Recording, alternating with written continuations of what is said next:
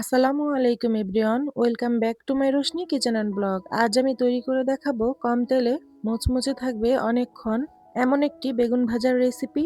তো চলুন রেসিপিটি দেখে নেওয়া যাক। আমি প্রথমে একটি বাটিতে নিয়েছি 1 কাপ পরিমাণ পানি। এইভাবে একটা বেগুন কেটে নিয়েছি গোল করে।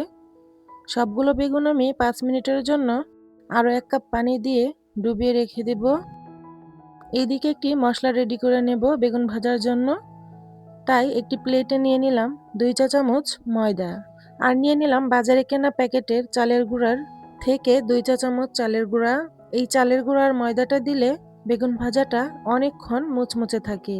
আর নিয়ে নিলাম হাফ চা চামচ হলুদের গুঁড়ো, হাফ চা চামচ লাল মরিচের গুঁড়ো, হাফ চা চামচ ধনিয়া গুঁড়ো আর হাফ চা চামচ জিরে গুঁড়ো। একই চামচ দিয়ে আমি মশলাটাকে নেড়েচেড়ে ভালোভাবে মিশিয়ে নেব। মেশানো হয়ে গেলে এ পর্যায়ে যে বেগুনটা আমি ডুবিয়ে রেখেছিলাম আপনাদের একটু দেখিয়ে দিচ্ছি। দেখুন পানিটা কতটা চেঞ্জ হয়েছে। এইভাবে যদি কিছুক্ষণের জন্য হলেও বেগুনটা ভিজিয়ে বেগুন ভাজাটা করে নেন, দেখবেন বেগুনটা কালো হয় না আর ভাজতেও তেল কম লাগে। বেগুনটাকে আমি কয়েকবার পানি দিয়ে ধুয়ে নিয়েছি। এখন দিয়ে দিলাম হাফ চা চামচ লবণ, 1 চা চামচ আদা রসুনের পেস্ট, হাফ চা চামচ জিরার পেস্ট। এই মশলাটাকে বেগুনের সাথে একটু মিশিয়ে নেব।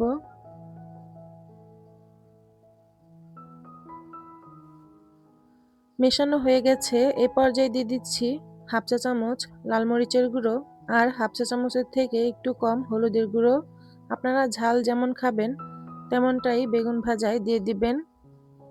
এরপর এই মশলাটাকে ভালোভাবে মিশিয়ে নিলাম। যেই মশলাটা আমি রেডি করে রেখেছিলাম বেগুন ভাজার জন্য, সেখানে বেগুনটা দিয়ে এইভাবে একটু কুট করে নিচ্ছি। এইভাবে যদি বেগুনটা ভাজেন দেখবেন আপনারাই বুঝতে পারবেন কতটা মুচমুচে থাকে আর বেগুন ভাজাটা কতটা মজাদার হয়। আমি একইভাবে সবগুলোকে কুট করে নিলাম। দেখতেই পাচ্ছেন বেগুনের গায়ে কি সুন্দর মশলাটা সেট হয়ে গেছে।